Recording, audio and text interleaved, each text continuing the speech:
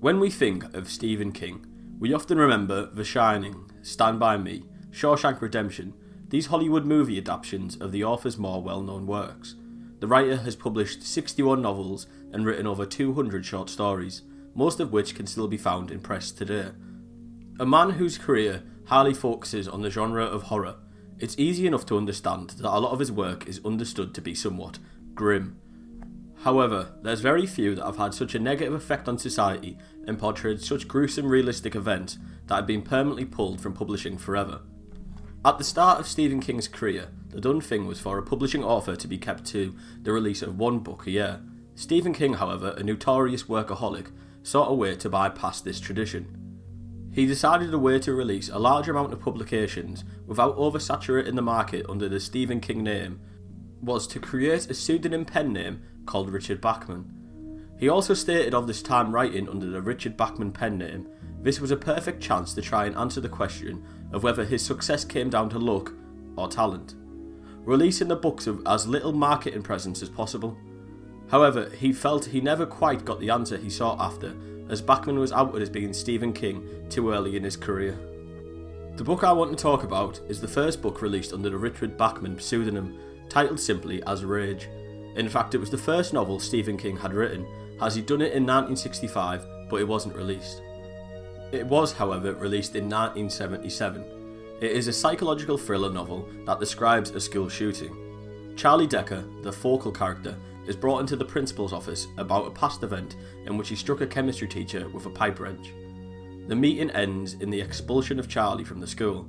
However, on the way out, Charlie retrieves a pistol from his locker, sets his locker on fire, returns to his classroom where he shoots his teacher and the fire alarm goes off.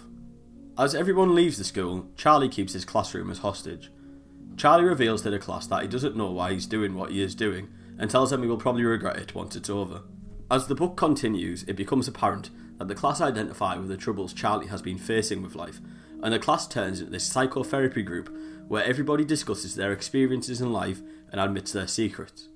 It becomes apparent that only one character, the straight-laced all-American boy Ted Jones, is the only person in the classroom who is actually being held captive. Everyone else there wants to stay. One student even leaves at one point to go to the toilet and returns. The book is based on a very controversial topic and is an exploration of the mind of a troubled teen. And if there's one thing we've learned about books that explore the mind of troubled teens, it's that it can largely influence the actions of others. The problem with the novel Rage is that the actions in the book started to resemble actual events that transpired after its release. Jeffrey Lynn Cox, a senior high school student, took an assault rifle into school on April of 1988 and held a humanities class of 60 students hostage for over 30 minutes. Cox held the gun to one student but never harmed anyone.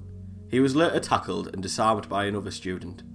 A friend of Cox's had told the press afterwards that he had been inspired by the Kuwait Airways Flight 422 hijacking and by the novel Rage, stating that he had read it over and over again and he strongly identified with it. Dustin L. Pierce, a senior at Jackson Country High School, armed himself and took a history classroom hostage in a 9-hour standoff with the police in the September of 1989. This also ended without injury. However, after the incident, a copy of Rage was found among the possessions in Pierce's bedroom. In January 1993, Scott Pennington, a Kentucky high school student, took a .38 caliber revolver owned by his father and shot his English teacher, Deanna McDavid. He then shot the school's custodian, Marvin Hicks, and then held the English class hostage for 20 minutes before releasing them. Just before this event, he had written an essay on Rage and was upset with the C grade Deanna McDavid had given him for it. Then, in the December of 1997, Michael Carniel shot 8 students at a prayer meeting at Heath High School in West Paducah, Kentucky. He had a copy of Rage in his locker. Because of this incident, Stephen King let the book fall out of publishment, seeing it as the final straw. The book, however, was still available, but only part of the Bachman books, an anthology of the stories released under the pen name. However, if you were to buy the Bachman books today, any new editions excludes the novel Rage from it. In a footnote for the 2007 released Richard Bachman novel Blaze, a story that Stephen King had claimed he found in an attic and its actual date of writing predated Carrie, his first published novel. Stephen King wrote of Rage, now out of print, and a good thing. King stated in 1999 that the Carniel incident was enough for me. I asked my publisher to take the damn thing out of print. They concurred. He'd go on to state his view on the subject, which acknowledged the type of influence a story like Rage can have on influencing an individual, particularly youth deemed trouble. However, he also stated that writers should not be denied the aesthetic opportunity to draw from their own culture, which is abundant with violence. King would go on to state the inspiration for Rage would have came from his own frustrations as a high school student. In an article where King was discussing the ominous writings of the Virginia Tech shooter for Entertainment Weekly, King spoke of his book Rage once again, stating, "Certainly in the sensitised day and age, my own college writing, including a short story called Cain Rose Up and the novel Rage, would have raised red flags, and I'm certain somebody would have tabbed me as mentally ill because of them."